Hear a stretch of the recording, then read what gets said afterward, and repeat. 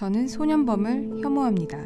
올해 초 넷플릭스 화제작이었던 소년심판이라는 드라마의 명대사 중 하나이죠. 집단 성폭행 사건, 유괴 살인 사건, 시험지 유출 사건 등 소년범죄와 관련해서 다룬 현실적인 드라마 내용으로 더더욱 많은 관심이 쏟아졌습니다. 소년범죄에 대한 이슈가 드라마로 만들어질 만큼 해당 범죄에 대한 이슈가 커지고 있으며 범죄 수위 또한 나날이 높아지고 있습니다. 현재 우리나라 소년법상의 소년은 만 19세 미만인 자를 말하며 나이에 따라 처벌 수위가 다릅니다. 소년범들에게 성인과 다르게 법을 적용하는 이유는 이들을 처벌하기보다는 올바르게 성장할 수 있도록 돕기 위함이 우선적인 목적이기 때문입니다. 소년법 제1조에는 반사회성이 있는 소년의 환경 조정과 품행 교정을 위한 보호 처분 등의 필요한 조치를 하고 형사처분에 관한 특별 조치를 함으로써 소년이 건전하게 성장하도록 돕는 것을 목적으로 한다 라고 명시되어 있습니다. 특히 이번 영상에서 다루고자 하는 촉법소년은 만 10세에서 14세 미만의 소년들을 말하며 형벌을 받을 범법행위를 한 형사 미성년자를 뜻합니다. 이들은 별도의 형사처벌을 받지 않고 소년법에 따라 소년보호재판을 거친 뒤 보호처분에 처하게 되는데요.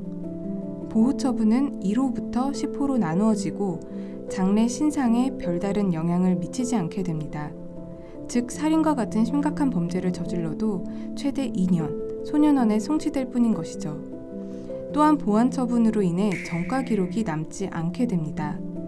재범을 낮추고 올바르게 성장할 수 있도록 하기 위한 법의 목적과는 달리 촉법 소년 범죄 수는 지속해서 증가하고 있는데요. 2017년에는 7,897건이었으나 2021년에는 12,502건으로 약 5,000건이나 증가하였습니다. 특히나 촉법 소년 중 일부는 자신이 형사처벌 대상자가 아니라는 점을 악용해 사람들의 공분을 사는 일도 잦아지고 있죠. 올해 2월 무인 매장에서 20차례 절도 범죄를 저지른 소년이 자신이 촉법소년이라며 폭언을 퍼부은 사실이 언론에 공개되면서 촉법소년의 연령 기준을 낮추어야 하는 것이 아니냐는 목소리가 나왔습니다. 최근 법무부에서는 촉법소년의 나이를 1살 낮춘 만 13세 미만으로 변경하겠다고 밝혔는데요. 점차 촉법소년들의 범죄가 흉악해지고 자신이 형사처벌 대상자가 아니라는 점을 악용한다는 점을 그 이유로 들고 있습니다. 반면 국가인권위원회에서는 촉법소년의 나이를 하향하는 것에는 낙인 효과의 우려가 있어 반대하는 입장을 보였는데요. 형사처벌이 이루어지면 사회를 복귀하는 데 어려움이 생길 수 있어 사회 재적응을 목표로 두고 있는 소년법의 목적에 반한다고 주장하고 있습니다.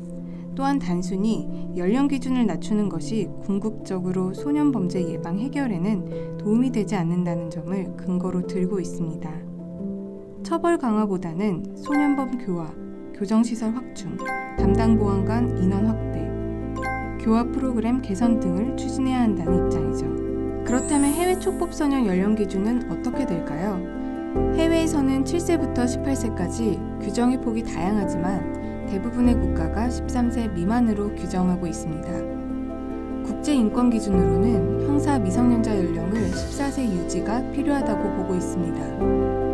미국에서는 1980년대부터 1990년대 청소년들의 흉악범죄가 사회적인 문제로 대두되면서 엄벌화 정책을 펼치게 되었는데요. 그럼에도 소년범죄의 재범률은 계속해서 높아졌고 재범의 기간도 짧게 나타나 엄벌화 정책의 효과는 미비했다는 연구 결과가 보고되기도 했습니다.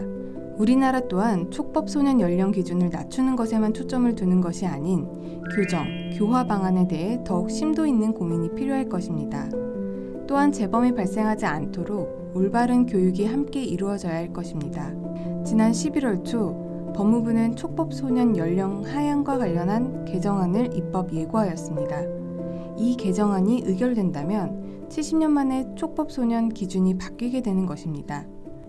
촉법소년 연령 기준 하향, 여러분은 어떻게 생각하시나요?